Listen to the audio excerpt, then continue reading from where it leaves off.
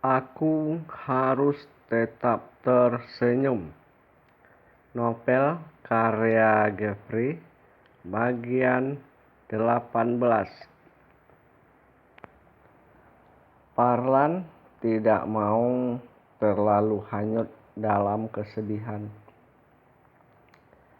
Dia sudah berusaha untuk membela diri, namun ia tidak mampu. Tuduhan yang diajukan kepadanya terlalu berat, dan orang yang menuduh itu pun terlalu kuat baginya. Ia sudah membela diri, sudah menyanggah, namun predikat sebagai seorang pencuri uang masjid tetap saja telah melekat pada dirinya. Karena itulah Parlan menganggap hal ini merupakan suatu ketentuan yang harus ia jalani. Dengan sepiring nasi putih dan sepotong tongkol goreng, nampak Parlan duduk santai di serambi belakang rumahnya. Tak lama kemudian, nasi putih serta sepotong tongkol goreng sudah berhasil ia pindahkan ke dalam perut.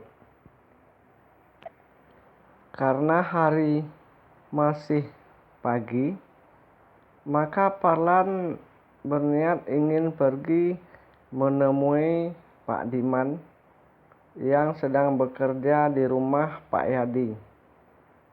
Karena itulah ia buru-buru berdiri, kemudian melangkahkan kaki menuju rumah Pak Yadi. Tak lama kemudian sampailah Parlan di rumah Pak Yadi. Ia langsung menemui Pak Diman. Assalamualaikum Pak Diman. Banyak borongan ini Pak. Hehehe. Oh ya Pak, bagaimana kalau saya membantu Bapak hari ini? Apa kamu tidak sekolah, Lan? Itu persoalannya Pak. Saya ada sedikit persoalan di sekolah. Makanya Lan, jangan neko-neko. Maksud Bapak? Ya apalagi Lan? Semua masyarakat desa ini sudah tahu kok. Tahu apa Pak? Lah, kamu masih pura-pura tidak tahu Lan. Kan kamu yang ngambil uang di masjid itu. Semua masyarakat sudah tahu. Jangan pura-pura nggak tahu Lan, nggak lucu. Pak, saya sungguh tidak mengerti Pak. Di sekolah juga kepala sekolah bicara seperti itu. Makanya Lan, kembalikan saja, biar urusannya cepat selesai. Kamu pun bisa kembali sekolah. Sayang kan, kau sudah kelas 3. Maaf Pak, terus terang Pak, aku merasa tidak melakukannya Pak. Kalau kamu tidak melakukan, tentu uang itu masih ada di situ kan Lan? Ya kalau tidak saya melakukan, tidak ada jaminan uang itu akan tetap di situ Pak. Lah, yang ada di masjid pagi itu kan kamu Lan. Kamu yang pulang terakhir kan? Ya sudahlah Pak. Kalau Bapak tidak mau menerima saya bekerja, ya tak apa-apa. Tapi tolong Pak, janganlah Bapak ikut-ikutan seperti kepala sekolah menuduh saya. Saya tidak ikut-ikutan Lan. Cuma begitulah keadaannya. Iya kan? Lagi pula maling mana yang mau ngaku? Ya kalau begitu sudahlah Pak. Daripada kita bicara yang tidak menyenangkan, saya mohon diri Pak. Assalamualaikum.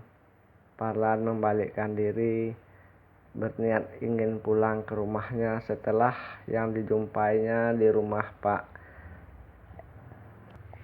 Yadi hanyalah sebuah kepahitan. Pak Diman, orang yang paling dekat dengan dia pun ikut menuduhnya telah mencuri uang di masjid. Ia nampak berjalan sambil menundukkan wajah. Kemudian ia menuju rumah Pak Budi karena ia ingat Pak Budi pernah berpesan beberapa hari yang lalu. Katanya Pak Budi butuh beberapa goni rumput. Parlan langsung menuju rumah Pak Budi. Ketika di belakang rumah Pak Budi, ia menemukan Pak Budi sedang mengorek-ngorek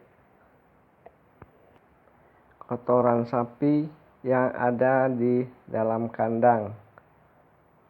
Wah, Parlan, mantap khayalan. Tiba-tiba Pak Budi membuka pembicaraan, padahal Parlan belum terlalu dekat sampai ke kandang sapi di mana Pak Budi sedang bekerja. Maaf Pak, saya tidak mengerti. Ya, begitulah Lan. Mana ada pencuri yang mau mengaku. Pak, kemana-mana saya menemukan orang yang selalu menuduh saya Pak. Siapa yang mau mencuri uang masjid itu Pak? Lah, siapa lagi kalau bukan kamu? Buktinya? Ya sudahlah Pak. Oh ya Lan, mulai saat ini saya mencari rumput untuk sapi itu sendiri saja. Dan biarlah sempat tak sempat akan saya usahakan mencari rumput-rumput untuk sapi-sapi ini. Tak usah datang-datang lagi ya Lan. Aku takut ketularan Lan. Tak menjawab, Parlan lalu membalikkan diri menuju rumahnya. Tapi ia tidak putus asa. Ia masih sempat singgah di rumah Bu Ima. Seraya menyapa, Assalamualaikum Bu. Apa Ibu butuh rumput? Hehe. Sebenarnya butuh sih Lan, tapi Ibu tidak mau berurusan dengan pencuri. Ibu takut ketularan. Maklum, Ibu kan punya anak sebayamu. Jangan-jangan nanti melihatmu, anak Ibu ikut-ikutan. Tak lagi Parlan dapat menahan air matanya. Sambil meneteskan 2-3 tetes air mata, ia pun kembali memutar tubuh. Dan kali ini ia tidak berhenti lagi. Ia langsung menuju serambi yang ada di belakang rumahnya. Lama sekali Parlan terduduk sendiri di belakang rumah. Hingga terdengarlah suara azan zuhur berkumandang di masjid. Parlan buru-buru masuk ke dalam membersihkan diri. Kemudian ia pergi ke masjid untuk menunaikan sholat fardu zuhur siang itu. Di perjalanan Parlan menemukan wajah-wajah yang sinis kepadanya.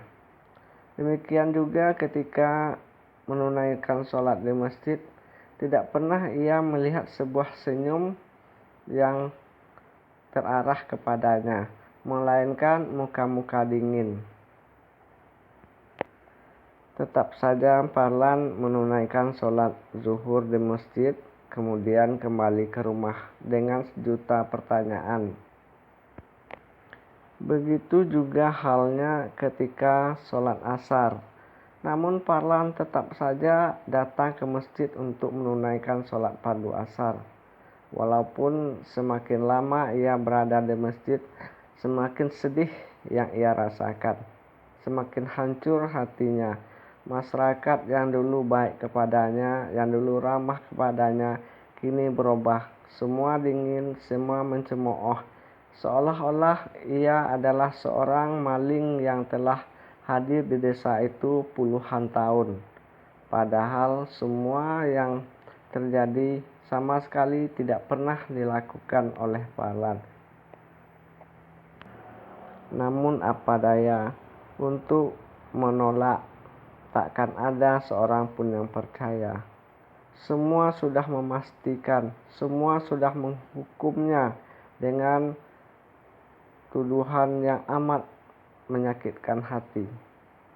Dan semua pun tidak ada yang mau mendengar alasan dan pembelaan-pembelaan yang dilakukan oleh Farlan. Walaupun pembelaan itu sebenarnya bukanlah pembelaan, melainkan kenyataan yang ia sampaikan. Tapi nasib ya sudah nasib. Bersambung.